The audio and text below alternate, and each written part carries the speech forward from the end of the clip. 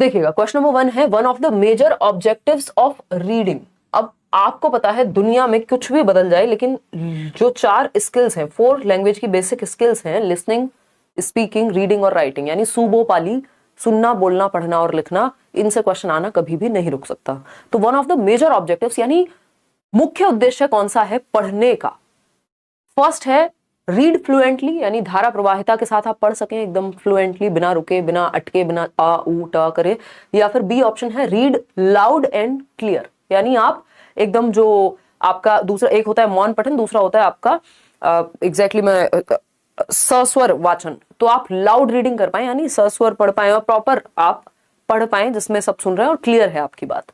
ठीक सी ऑप्शन है extract the meaning of the text, यानी जो टेक्स्ट है उसका मीनिंग आप क्या कर पा रहे हैं, एक्सट्रैक्ट कर पा रहे हैं, प्राप्त कर पा रहे हैं, यानी अर्थ की प्राप्ति जो भी आपके सामने एक लिखा हुआ है। ठीक है जी, बहुत बढ़िया शंकर, आगे बढ़े। फिर आता है D option use punctuation marks and intonation while reading, यानी जहां कॉमा लगना है वहां आप कॉमा लगाएं, जहां फुल स्टॉप लगना है वहां फुल स्टॉप लगाएं, जहां सेमी कॉलम लगना है वहां सेमी कॉलम लगाएं। बेसिकली जितने भी पंक्चुएशन मार्क्स हैं उनको सही से यूज करना। और इंटोनेशन होता है उतार चढ़ाव, जब आप पढ़ रहे हैं तो सेम टोन में नहीं पढ़ते, नहीं तो रोबोटिक लगने लगता है ना। अभी मैं भी बोल रही हूँ तो आवाज में उतार चढ़ाव आपको फील हो रहा होगा, उसका रीजन क्या है, ये इंटोनेशन है और ये होना चाहिए। बात तो सही है भाई, फ्लुएंटली पढ़ना भी अच्छी बात है, लाउड एंड क्लियर पढ़ रहे हैं तब भी सामने वाले को अच्छे से समझ में आ पाएगा, खुद को भी आप अच्छा महसूस कर पाएंगे। पंक्चुएशन मार्क्स भी प्रॉपर यूज कर रहे हैं, बहुत बढ़िया बात है। इंटोनेशन, आवाज में उतार चढ़ाव है आपकी, वो भी अच्छी बात है। लेकिन अगर मीनिंग ही समझ नहीं आया किसी चीज को पढ़ के तो ये सारी बातें धरी की धरी रह जाएंगी, मतलब पॉइंटलेस हो जाएंगी। सबसे ज्यादा जरूरी क्या है, आप मान लीजिए फ्लुएंटली भी पढ़ते हैं बिना रुके, है ना, वो चतुर रामलिंगम याद कीजिए 3 इडियट्स का, फ्लुएंटली पढ़ दिया यार, रट्टा लगाया हुआ था, क्या मीनिंग क्लियर था? मीनिंग तो कुछ का कुछ हो गया। लाउड एंड क्लियर भी था वो व्यक्ति पढ़ते हुए, पंक्चुएशन मार्क्स भी यूज किए होंगे लिखने में, या इंटोनेशन आप पढ़ने में उतार चढ़ाव भी यूज करने, सब कुछ किया आपने, फर्स्ट ऑप्शन भी किया, सेकंड भी किया, फोर्थ भी किया। लेकिन अगर सी ऑप्शन यानी मीनिंग ही नहीं एक्सट्रैक्ट कर पाए, यदि पढ़ के समझ ही नहीं पाए किसी चीज को, तो व्यर्थ हो गया बाकी सब कुछ। तो आपको कितना भी फ्लुएंटली आता हो, कितना भी कुछ भी आता हो, आप पंक्चुएशन मार्क्स लगाते हो, लाउड एंड क्लियर हो, मैटर नहीं करता यदि मीनिंग एक्सट्रैक्ट नहीं कर पाए। ये हिंदी में भी क्वेश्चन आता है कि पढ़ने में सबसे महत्वपूर्ण क्या है, तो अर्थ को समझना सबसे महत्वपूर्ण है। अगर अर्थ ही समझ नहीं आया पढ़ के तो पॉइंटलेस हो जाएंगी बाकी बातें। बात ठीक है या नहीं है ये बताइए फटाफट से, है ना, बात ठीक है? हाँ, तो extract the meaning of the text, यानी जो अर्थ है उस टेक्स्ट का, या अर्थ को नहीं समझेंगे तो पॉइंटलेस हो जाएगा। तो C option is the right answer. भाई हमें समझ में आ जाए, भाषा है क्या? माध्यम है अपनी बात को कहने का, दूसरे की बात को समझने का। अगर हम विचारों का आदान प्रदान ही नहीं कर पा रहे तो बाकी चीजें भी महत्वपूर्ण है, लेकिन बेसिक चीज तो हिल गई ना। फिर क्वेश्चन नंबर 2 देखिएगा और जवाब दीजिएगा ध्यान से। आपके प्यारे नॉम चॉम्स्की से क्वेश्चन है, हिंदी इंग्लिश में सेम सिलेबस है, पेडागोजी सेम ही आती है। अगर आप हिंदी समझ पा रहे हैं ठीक से तो आपको इंग्लिश में भी हेल्प मिलेगी, और इंग्लिश समझ पा रहे हैं तो हिंदी में भी हेल्प मिलेगी। ठीक है जी। तो अगर हम बात करते हैं, बहुत बढ़िया तालिब, हाँ बहुत सारे लोग इंग्लिश चूज नहीं करते, या तो वो संस्कृत ले लेते हैं, बंगाली ले लेते हैं, कोई और ले लेते हैं, तो इंग्लिश में जो है लर्नर्स की संख्या कम होती है इन कंपेरिजन टू हिंदी। तो Noam Chomsky gave the term universal grammar, यानी सार्वभौमिक व्याकरण का जो टर्म है या कॉन्सेप्ट है वो किसने दिया? नॉम चॉम्स्की ने दिया। Universal grammar is a set of, अब ये जो यूजी है या यूनिवर्सल ग्रामर है, सार्वभौमिक ग्रामर है, इसका मतलब क्या है, या ये किस चीज का सेट होती है? 37% लोग बी ऑप्शन कह रहे हैं। पहला ऑप्शन है basic grammatical principles universally followed and easily recognised by people, यानी ये वो बेसिक ग्रामेटिकल प्रिंसिपल्स हैं जो यूनिवर्सली मतलब सार्वभौमिक रूप से सभी देशों में दुनिया में फॉलो होते हैं और लोग इजीली रिकॉग्नाइज कर लेते हैं। देखिए इसमें प्रॉब्लम क्या है, इजीली रिकॉग्नाइज कर लेंगे लोग, ये कहना बिल्कुल भी सही नहीं होगा। ठीक है ना। फिर आएंगे B option, basic grammatical principles assumed to be fundamental to all natural languages. भाई ये जरूरी नहीं आपको पता हो कौन सा पैटर्न यूज हुआ है बोलने में, लेकिन आप समझ पाते हैं किसी चीज को। तो नॉम चॉम्स्की यही कह रहे हैं कि basic grammatical principles assumed to be fundamental, के जो फंडामेंटल हैं, मुख्य हैं, एक तरह से सभी नेचुरल लैंग्वेजेस में कॉमन होते हैं। बात सही है या नहीं? फिर भी पढ़ते हैं C option, advanced grammatical principles assumed to be fundamental to all natural languages. ये कहना इसलिए गलत होगा क्योंकि एडवांस्ड ग्रामेटिकल प्रिंसिपल्स ये नहीं होते, आपको ग्रामर तब भी पढ़नी होती है, नियमों को जानना होता है, लैंग्वेज के वर्ड मीनिंग एंड ऑल सब कुछ समझना होता है, लेकिन एक बेसिक ग्रामेटिकल स्ट्रक्चर आपको सभी लैंग्वेजेस में कॉमन मिलता है। ये बात यूनिवर्सल ग्रामर को दर्शाती है कि एक सार्वभौमिक व्याकरण है जो दुनिया की हर भाषा में कॉमन होती है। कुछ बेसिक फंडामेंटल्स कॉमन होते हैं कि भाई सब्जेक्ट कहाँ आता है, वर्ब कहाँ आता है, ऑब्जेक्ट कहाँ आता है, इस तरह की चीजें। तो ये बात जो है सही है, लेकिन एडवांस ग्रामेटिकल कहना गलत होगा, या फिर सारे लोग रिकॉग्नाइज कर लेते हैं, ऐसा नहीं है। आपको पढ़नी पड़ती है ग्रामर, जाननी पड़ती है तब भी, है ना। और universally respected practices that have come in time, कि यूनिवर्सली इन प्रैक्टिसेस को, इन वेज को क्या किया जाता है, रिकॉग्नाइज किया जाता है या प्रैक्टिस किया जाता है, ये बात भी कहना गलत होगा। तो बी ऑप्शन एकदम सही है कि बेसिक ग्रामेटिकल प्रिंसिपल्स हैं ये, जिनको हम मानते हैं कि फंडामेंटल हैं। ये भी सारे लोग नहीं मानते दुनिया में, लेकिन नॉम चॉम्स्की मानते हैं, और इनकी कुछ अपनी इस चीज को लेकर थियरीज भी है। क्वेश्चन नंबर 3 देखिएगा, a language teacher at primary level should display posters, drawing boards and other reading material. यानी एक लैंग्वेज टीचर को प्राइमरी लेवल पे कक्षा 1 से 5 तक के लिए 6 से 11 वर्ष के बच्चे होंगे, शुड डिस्प्ले पोस्टर्स, यानी पोस्टर्स को दर्शाना चाहिए, है ना। पोस्टर्स क्लासरूम में लगे हुए हों, कोई प्ले होने वाला है, कोई और इवेंट है, ठीक। दूसरा ड्राइंग बोर्ड्स हो सकते हैं, एंड अदर रीडिंग मटेरियल। आपकी क्लास में रीडिंग मटेरियल, भाई चार्ट्स लगे होते हैं कई बार क्लास में, आप देख रहे हैं आजकल बिल्डिंग एज लर्निंग एड की बात होने लग गई है ना। तो बिल्डिंग एज लर्निंग एड की जब हम बात कर रहे हैं तो ये क्या होगा, ये बेसिकली बिल्डिंग में ही हमने चारों तरफ दीवारों पे इस तरह की चीजें पेंट की हुई हैं, कविताएं पेंटेड हैं, तो उससे भी आपको सीखने में मदद मिलती है। बात सही है या नहीं है? ठीक है ना, कोई दिक्कत नहीं है, नहीं कोई प्रॉब्लम नहीं होगी हबीब। देखिएगा, तो ये एक बेसिक बात हो गई। अब आते हैं at a level where learners can't reach them to keep them secure and undamaged. यानी जो भी आपने पोस्टर्स लगाए हुए हैं क्लासरूम में, या ड्राइंग बोर्ड्स हैं आपके, या रीडिंग मटेरियल है, कुछ बुक्स वगैरह हैं, ठीक है, उनको कैसी जगह पे रखना चाहिए जहां पे बच्चे पहुंच ही ना पाए, बच्चों की पहुंच से दूर, ताकि वो मटेरियल सिक्योर रहे और अनडैमेज्ड रहे। तो ये उद्देश्य नहीं होता कि मटेरियल को आप बच्चों की पहुंच से दूर हो गया तो उस मटेरियल का अचार थोड़े ना डलेगा, वो बच्चों के लिए ही है कि बच्चे उसका इस्तेमाल कर पाए और समझ पाए, उसको यूज कर पाए। लाइब्रेरी में बुक्स किसके लिए है? बच्चे के लिए है, ठीक। अब उन्हीं की रीच से दूर कर दी, उन्हीं को नहीं मिलेंगी, तो फिर फायदा क्या हुआ उसका। बी ऑप्शन है at a comfortable height for students to touch and read them. यानी एक ऐसी हाइट पे कॉर्नर होना चाहिए आपकी क्लासरूम में या लाइब्रेरी में जहां पे भी मटेरियल रखा गया है कि वो कंफर्टेबल हो बच्चे के टच करने तक पहुंचने के लिए उसको, या पढ़ने के लिए बच्चा वहां तक एक्सेस कर पाए उसको। बात एकदम सही है, B option is the right answer. C option है outside the classroom on bulletin boards. यानी जो बुलेटिन बोर्ड्स नहीं लगे रहते कि आज ये है, फलाना है, स्कूल में ठिकाना है, तो उनके पास रख दो बाहर, क्लासरूम से दूर ले जा करके। भाई क्लासरूम में होना चाहिए, है ना, क्लासरूम में होना चाहिए, बच्चों की रीच में होना चाहिए, ठीक है ना। बी एड कर लो केशव, अगर कोई समस्या नहीं है, ऑप्शंस ज्यादा खुल जाएंगे आपके पास, ठीक है ना, बीटीसी की बजाय। अगर आपको लगता है सिर्फ प्राइमरी के लिए आपको एलिजिबल रहना है तो आप बीटीसी में जा सकते हो। Outside the classroom, but eventually BEd ही काम आने वाला है सब जगह। Outside the classroom on bulletin boards, नहीं। डी ऑप्शन है in the library where learners may visit and explore the material. बिल्कुल लाइब्रेरी में रख लो, लेकिन बात हो रही है लैंग्वेज टीचर की, बात हो रही है, तो लैंग्वेज टीचर के लिए पोस्टर्स भी जरूरी है, ड्राइंग बोर्ड्स भी जरूरी है, रीडिंग मटेरियल भी जरूरी है, तो क्लासरूम में ही होने चाहिए, लेकिन एक ऐसी कंफर्टेबल जगह पर जहां पे भी हो, लेकिन वो कंफर्टेबल हाइट पे हो ताकि बच्चे पहुंच पाए। तो B option is the better option अगर हम चारों ऑप्शंस में से देखें तो। क्वेश्चन नंबर 4 देखिएगा एक बार। टू इंप्लीमेंट FLN, जो foundational literacy and numeracy mission है, जिसको हम बात कर रहे हैं आपकी नेशनल एजुकेशन पॉलिसी में भी, NCF भी बात कर रहा है 2023 में।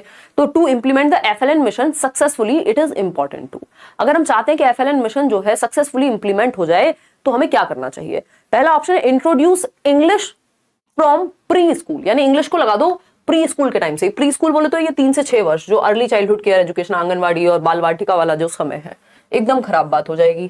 फिर आता है make the child assessment friendly by regularly organising class test, यानी रोज क्लास टेस्ट लो छोटे बच्चों के लिए, जो फाउंडेशनल लिटरेसी न्यूमरेसी के एक बेसिक उनको पढ़ना आ जाए, लिखना आ जाए, बेसिक कैलकुलेशन आ जाए, उसके लिए उनके रोज टेस्ट लोगे, असेसमेंट फ्रेंडली बना दोगे? जी नहीं।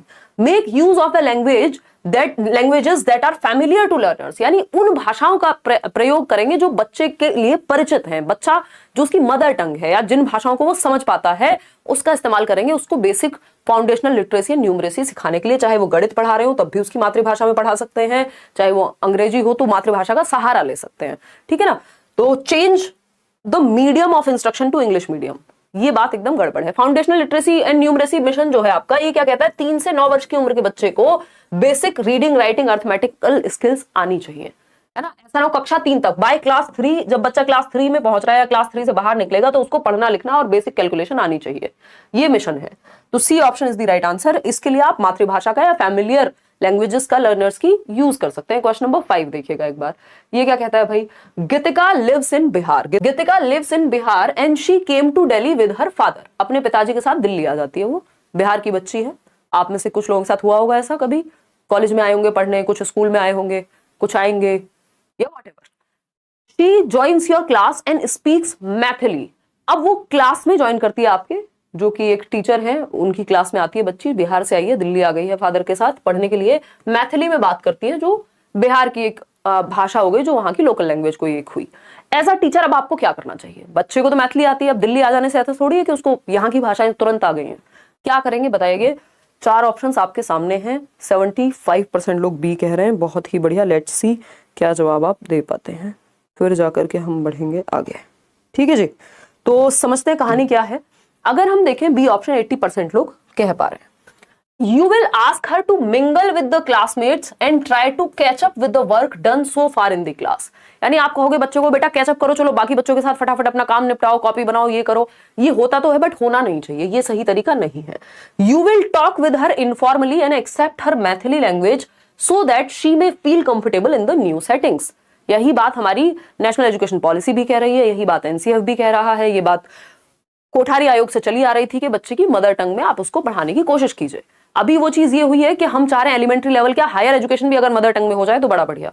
ठीक है, मतलब पॉसिबिलिटी है। तो you will talk with her informally and accept her Maithili language. बच्चे को एक्सेप्टेंस आप महसूस करा रहे हैं, उसकी मदर टंग को समझने की कोशिश कर रहे हैं, उसको कंफर्टेबल या एक्सेप्टेड महसूस करा रहे हैं क्लासरूम में, कि वो अपनी भाषा का इस्तेमाल करके भी पढ़ाई कर सकता है। धीरे धीरे फिर वो उस माहौल में ढल जाएगा।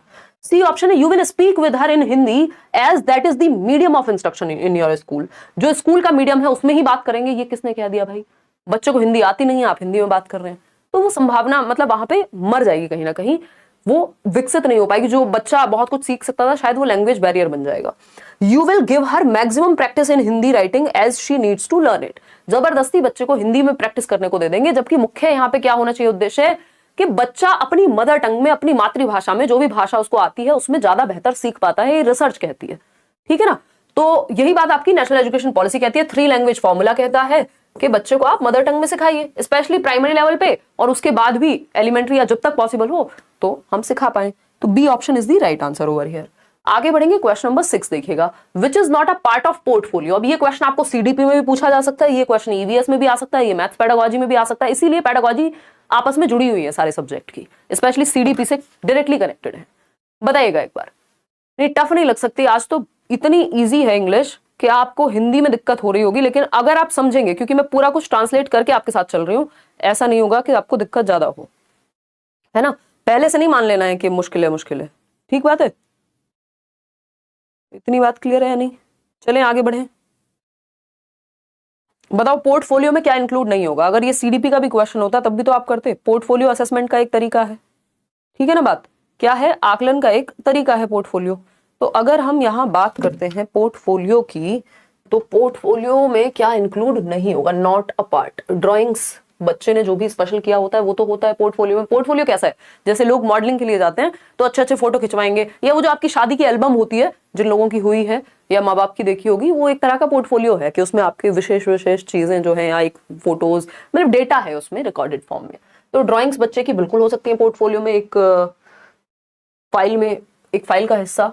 वर्कशीट्स की जब हम बात कर रहे हैं तो वर्कशीट्स हो सकती है, बच्चे ने जो भी स्पेशल काम किया, किसी दिन उसको ज्यादा अच्छे नंबर मिले, कोई अच्छा एस्से लिखा, तो वो भी एक डॉक्यूमेंट है। जो पोर्टफोलियो एक तरह की फाइल है जिसमें आपका सारा कलेक्टेड वर्क जो है बच्चे का वो होगा।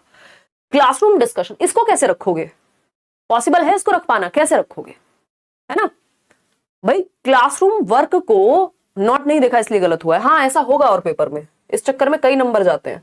क्लासरूम डिस्कशन को एक फाइल में कैसे सजाओगे, है ना। अब ये अपनी मर्जी से मत कहने लग जाना किसी बच्चे को इतने नंबर दिए क्लासरूम डिस्कशन में और फिर उसके बाद हमने उसको फाइल में रख दिया। ज्यादा नहीं सोचना है जरूरत से। जो हमारे सामने सीधा सीधा डेटा है ड्राइंग का, वर्कशीट का, फोटोग्राफ्स का, इनको आप आसानी से, फोटोग्राफ तो होते ही हैं पोर्टफोलियो में, ठीक है ना। तो ये सब आप लिख सकते हो, कोई सर्टिफिकेट लगा सकते हो बच्चे की जो भी विशेष काम उसने जो भी किए। क्लासरूम डिस्कशन को कैसे रखोगे, तो सी ऑप्शन इज बेटर हम ये कह सकते हैं। बाकी 3 ऑप्शन से बिल्कुल अलग है। यहाँ पे मुश्किल होगी कि बच्चे ने क्लासरूम में क्या डिस्कशन हुआ था उसको आपने रख दिया एक फाइल में, पॉसिबिलिटी कम है इसकी। क्वेश्चन नंबर 7 देखिएगा, in a good dash all sentences work together to support the main idea.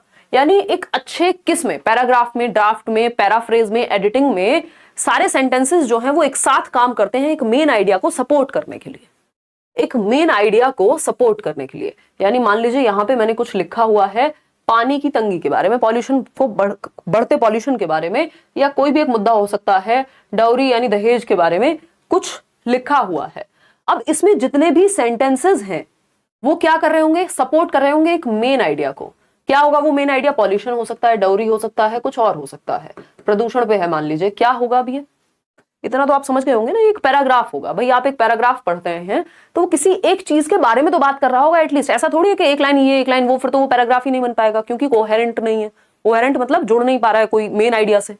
तो पैराग्राफ में ऐसा होता है, एक अच्छा पैराग्राफ क्या है, उसके सारे सेंटेंसेस सपोर्ट करते हैं मेन आइडिया को। ड्राफ्ट तो आपने किसी चीज के बारे में बनाया है, फिर अभी वो फाइनली नहीं है, तो ड्राफ्ट की बात यहाँ पे नहीं चल रही है। पैराफ्रेज होता है अपने शब्दों में लिख दिया किसी बात को या कह दिया। एडिटिंग में तो आप कुछ वर्ड्स जो काम के नहीं होंगे उनको हटाएंगे या कुछ जो भी चेंजेस लाने हैं, तो आपको पढ़ के समझना होगा बात किसके बारे में हो रही है। ये मत कहिए कि ये हो सकता है या नहीं, सब कुछ हो सकता है, फिर तो सारे ऑप्शन सही मान लो फिर तो। लेकिन हमें बेस्ट ऑप्शन चूज करना होता है या फिर ऐसा ऑप्शन जो बाकियों को अपने अंदर समाहित कर ले। तो पैराग्राफ अगर देखा जाए तो उस बाकियों को अपने अंदर कहीं ना कहीं समाहित कर भी रहा है, लेकिन वो मैटर नहीं करता। यहाँ पैराग्राफ किसी एक मुख्य आइडिया की ओर प्रस्तुत होता है, चाहे आप न्यूज़पेपर में कोई आर्टिकल पढ़ रहे हो उसके अंदर कोई पैराग्राफ हो, आप बुक में पढ़ रहे हो कुछ, जो एक मेन आइडिया को सपोर्ट करेगा। क्वेश्चन नंबर 8 देखिएगा, ये क्या कहता है? Question number 8 says dash provides us with the cues to read between the lines. यानी क्या है जो हमें between the lines, between the lines क्या होती है? शब्दों के बीच में पढ़ना कहीं ना कहीं, मतलब बात का अर्थ जो कहीं और निकल के आ रहा है या इन बिटवीन क्या कहा जा रहा है उस चीज को समझ पाना, पीछे की बात को समझ पाना, एक तरह से ये कह सकते हैं हम। तो ये एक्सटेंसिव रीडिंग में होता है, रीड अलाउड में होता है जब आप सस्वर पठन करते हैं, बोल बोल के पढ़ते हैं, इंटेंसिव रीडिंग में या गाइडेड रीडिंग में। तो इसमें आप लोग खूब गड़बड़ कर रहे हैं, खूब गलतियां कर रहे हैं भर भर के। सी ऑप्शन 44% लोग सही जवाब दे रहे हैं, 32% लोग गलत जवाब दे रहे हैं। भाई रीड अलाउड का तो यहाँ चलो बनता ही नहीं है, ये दोनों ऑप्शन हमने ये दोनों हटा दिए। इंटेंसिव रीडिंग, ये अच्छी बात है कि ज्यादातर लोग सही जवाब दे पा रहे हैं। देखिए एक्सटेंसिव रीडिंग होती है प्लेजर के लिए, मजे के लिए, कोई नॉवल पढ़ रहे हैं है ना, कोई लव स्टोरी पढ़ रहे हैं, ऐसे ही कुछ भी पढ़ रहे हैं जो आपका मन कर रहा है। ये हो गई चाचा चौधरी पढ़ रहे हैं, एक्सटेंसिव रीडिंग हो गई कि आपका मन है, आप प्लेजर के लिए पढ़ रहे हैं, एक्सटेंडेड नॉलेज के लिए पढ़ रहे हैं। लेकिन बिटवीन द लाइंस जब आप इंटेंसली या फिर मैं कहूं स्पेसिफिक इंफॉर्मेशन के लिए पढ़ रहे होते हैं तो वो इंटेंसिव रीडिंग हो जाती है आपकी, ठीक है ना, इंटेंसिव रीडिंग हो जाती है। एक्सटेंसिव प्लेजर के लिए पढ़ा जाता है, गर्मियों की छुट्टी में आपका मन किया कुछ किताबें पढ़ने का और व्हाट, तो वो आपका एक्सटेंसिव में आता है। तो provides us with the cues to read between the lines, यानी हम समझ पा रहे हैं कि इनडायरेक्टली कहा क्या जा रहा है, पीछे की बात क्या है, एज इट इज जो लिखा है उसके आगे भी हम समझ पा रहे हैं। ये इंटेंसिव रीडिंग है जहां आप ध्यान ज्यादा दे रहे हैं, जहां आप स्पेसिफिक इंफॉर्मेशन पे भी फोकस कर रहे हैं। जोर से पढ़ना गाइडेड रीडिंग होती है जब टीचर साथ में हो या कोई और साथ में हो जो आपको गाइड करे, जहां जरूरत हो वहां हेल्प मिल जाए आपको, तो ये इंटेंसिव रीडिंग में होगा जब हम बिटवीन द लाइंस पढ़ रहे हैं। प्लेजर के लिए पढ़ना एक्सटेंसिव रीडिंग। आगे बढ़ेंगे क्वेश्चन नंबर 9 पर, print rich environment in the classroom is described as. Print rich environment बहुत ही प्यारा टॉपिक है, Hindi pedagogy, English pedagogy, CDP तक में पूछा जा सकता है। इसको हम प्रिंट समृद्ध वातावरण बोलते हैं हिंदी पेडागोजी में। प्रिंट रिच एनवायरनमेंट यानी ऐसा एनवायरनमेंट जो प्रिंट में रिच हो, मतलब जहां प्रिंटेड मटेरियल या प्रिंटेड सामग्री काफी हो, ऐसा एनवायरनमेंट होना चाहिए। In the classroom is described as, यानी किस एनवायरनमेंट को आप प्रिंट रिच एनवायरनमेंट कहेंगे?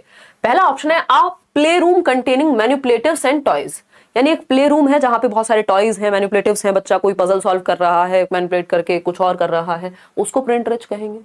क्या वो प्रिंट रिच है? प्रिंट होगा, प्ले की बात हो रही है जब।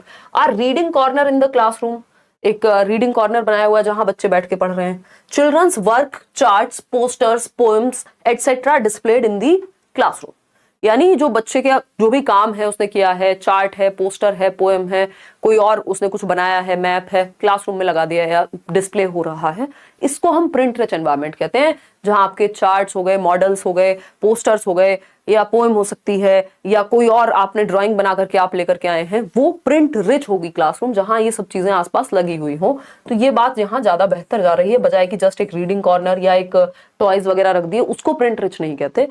अ place in the classroom where copies of the students class assignments and homework are maintained. सिर्फ कॉपी मेंटेन हो रही है, बच्चा एक्टिव नहीं होगा। तो प्रिंट रिच वो होगा जिसमें ये सारे प्रिंटेड मटेरियल ही तो है, ये work, chart, poster, poem. Question number 10 देखिएगा, ये क्या कहता है भाई। Question number 10 says context plays a crucial role in language learning since it enables students to। context मतलब संदर्भ, हिंदी पेडागोजी में भी इंग्लिश में भी महत्वपूर्ण है। context plays a crucial role, यानी context जो है एक महत्वपूर्ण, एक crucial role प्ले करता है जब बात लैंग्वेज लर्निंग की आती है। यानी आप कोई कहानी पढ़ रहे हैं, कोई गाना भी सुन रहे हैं, कुछ भी कर रहे हैं, अगर जहां पे भी भाषा शामिल है ना, आप फॉर दैट मैटर महाभारत भी देख रहे हैं, अगर आप संदर्भ नहीं समझ पा रहे हैं किसी की बात का, आप एक वीडियो भी देख रहे हैं या ये सेशन भी देख रहे हैं, तो भाषा को सीखने में संदर्भ महत्वपूर्ण है ना। तो इट एनेबल्स स्टूडेंट्स टू, कैसे महत्वपूर्ण है? पहला ऑप्शन है learn the grammar rules. Grammar rules सीखते हैं आप जब मान लीजिए मूवी देख रहे हैं, कोई आप स्टोरी पढ़ रहे हैं, हमेशा ग्रामर रूल्स सीखते रहेंगे आप वहां? नहीं। बी ऑप्शन है grasp the meaning of a particular word. किसी एक पर्टिकुलर वर्ड का मीनिंग समझने के लिए कॉन्टेक्स्ट महत्वपूर्ण होता है। बात तो सही है। Decode and read the text book, यानी डिकोड कर पाना, अपनी समझ पाना उस भाषा का मतलब क्या है, क्या लिखा हुआ है, और टेक्स्ट बुक को पढ़ पाना, ये कॉन्टेक्स्ट है भाई। बिना डिकोड करे भी तो आप पढ़ सकते हैं, बिना कॉन्टेक्स्ट के पता हुए अगर आपको पढ़ना आता है तो आप पढ़ लेंगे, मीनिंग समझ में नहीं आएगा तो ये तो जरूरी नहीं है सही हो। Right poetry and imaginative stories, यानी कॉन्टेक्स्ट पता होगा तब आप पोइट्री और इमेजिनेटिव स्टोरीज लिख पाएंगे, ये भी जरूरी नहीं है ना। पढ़ना लिखना आता है, लिख सकते हैं। यहां पे ग्रामर रूल्स इनडायरेक्टली सीखते हैं, बट क्रूशियल रोल जो है वो कॉन्टेक्स्ट प्ले करता है। जब आपको कोई एक वर्ड का मीनिंग समझ नहीं आ रहा, चाहे आप गाना सुन रहे हैं, कोई मूवी देख रहे हैं, चाहे आप फिर कोई किताब पढ़ रहे हैं, आपको एक वर्ड का मीनिंग, पर्टिकुलर वर्ड का मीनिंग समझ में नहीं आया स्पेसिफिक, लेकिन क्योंकि आपको पता है ये बात किस संदर्भ में चल रही है, तो आपको समझ में आ जाएगी कि यार इस बारे में शायद बात हो रही होगी, है ना। कि भाई माताजी रसोई घर में खाना बनाती हैं, अब आपको रसोई घर का मतलब नहीं पता, भाई फर्स्ट क्लास के बच्चों नहीं पता हो सकता है, लेकिन आप कॉन्टेक्स्ट में, संदर्भ में समझ जाओगे, खाना बनाने वाली जगह क्या होगी, रसोई होगी, तो वो है कॉन्टेक्स्ट कि किस संदर्भ में बात कही जा रही है, वहां आप समझ पाते हो कई बार वर्ड्स का मीनिंग पता ना होते हुए भी। क्वेश्चन नंबर 11 देखिएगा, समझिएगा इसको। इन दी फाउंडेशनल ईयर्स, फाउंडेशनल ईयर्स बुनियादी साल कितने होते हैं? 5 साल, शुरुआत के 5 साल, 5 ईयर्स, ठीक है ना। ये क्वेश्चन हिंदी पेडागोजी में भी पूछा गया था और इंग्लिश में भी एज इट इज क्वेश्चन आया हुआ है, आगे करेंगे एक दिन। 5 ईयर्स, कौन से 5 ईयर्स हैं ये आपके फाउंडेशनल ईयर्स हैं, बुनियादी साल एफपीएमएस में, जिसमें 3 साल हैं आपके वो आंगनवाड़ी, बाल वाटिका एंड ऑल वाले, और 2 साल हैं आपके क्लास 1 और 2 के, ठीक है ना। तो ये शुरुआत के 5 साल फाउंडेशनल ईयर्स कहे जाते हैं नेशनल एजुकेशन पॉलिसी के अंदर। तो अगर हम बात करते हैं in the foundational years of learning, the medium of instruction should be children's mother tongue, because, यानी जो शुरुआती साल है बच्चे के, या प्राइमरी लेवल तक की भी हम बात कर रहे हैं, शुरुआत के 5 साल हैं स्पेशली, बच्चे को उसकी मातृभाषा में इंस्ट्रक्शन दी जानी चाहिए, पढ़ाया जाना चाहिए। बात तो सही है। पहला ऑप्शन है it helps in comprehending different subjects, अलग अलग सब्जेक्ट को समझने में मदद मिलती है, हो सकता है। It is easy for the teacher to explain concepts in the child's language as all teachers are multilingual, यानी ये टीचर के लिए इजी है क्योंकि सारे टीचर्स को सभी भाषाएं आती हैं, बहुभाषी होते हैं। ये बात कहना एकदम बेवकूफी होगी, और टीचर के लिए नहीं है, बच्चे के लिए है सिस्टम, तो बच्चे पे फोकस करेंगे। सी ऑप्शन है it is not important to teach the mother tongue of child at school because school must focus on other mediums of instruction, यानी स्कूल के लिए महत्वपूर्ण नहीं है कि वो मातृभाषा पे वो ध्यान दे या पढ़ाए, इंस्ट्रक्शन दे उसमें, क्योंकि स्कूल का मीडियम ही इंपॉर्टेंट है। ये बात कहना भी गलत होगा।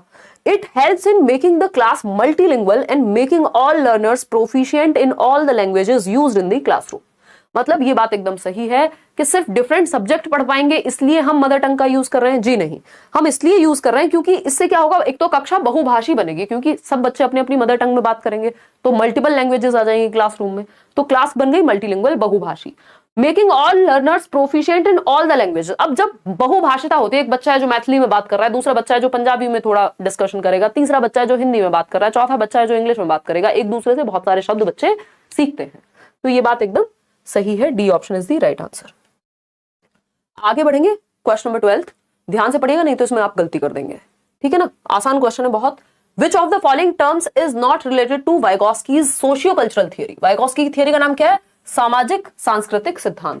किस बारे में है ये थियरी, कॉग्निटिव डेवलपमेंट, दिमाग के विकास, संज्ञानात्मक विकास, थिंकिंग, रीजनिंग, प्रॉब्लम सॉल्विंग, है ना। इतनी बार मैं कॉग्निटिव डेवलपमेंट के बारे में बता चुकी होंगी कि आप अटकेंगे नहीं, D+B तक के एग्जाम में कॉग्निटिव डेवलपमेंट का मतलब खूब पूछा जाता है। ध्यान से पढ़िएगा, नॉट रिलेटेड लिखा हुआ है ना, नॉट रिलेटेड टू वाइगॉस्कीज थियरी एक तरह से। तो हमें पता है स्कैफोल्डिंग भी वाइगॉस्की की थियरी में यूज हुई है, सोशल इंटरेक्शन भी यूज हुआ है, सामाजिक अंतःक्रिया, जोन ऑफ प्रॉक्सिमल डेवलपमेंट यानी ZPD भी। लेकिन लैंग्वेज एक्विजिशन डिवाइस जिसको LAD कहते हैं हम, यानी ह्यूमंस में एक लैंग्वेज एक्विजिशन डिवाइस होता है कहीं हमारे ब्रेन में, और ब्रेन के लेफ्ट पार्ट में होगा क्योंकि लैंग्वेज लेफ्ट हेमिस्फेयर में होती है ब्रेन के। तो उसकी वजह से हम भाषा को ग्रहण कर पाते हैं, भाषा अधिग्रहण यंत्र कहते हैं इसको हिंदी में। ये बात किसने कही है? बाबा चॉम्स्की, चचा चॉम्स्की, जो आप कहना चाहें, ये नॉम चॉम्स्की ने कही है, ना कि किसने? वाइगॉस्की ने। तो ये वाइगॉस्की का कॉन्सेप्ट नहीं हुआ। D option is the right answer over here.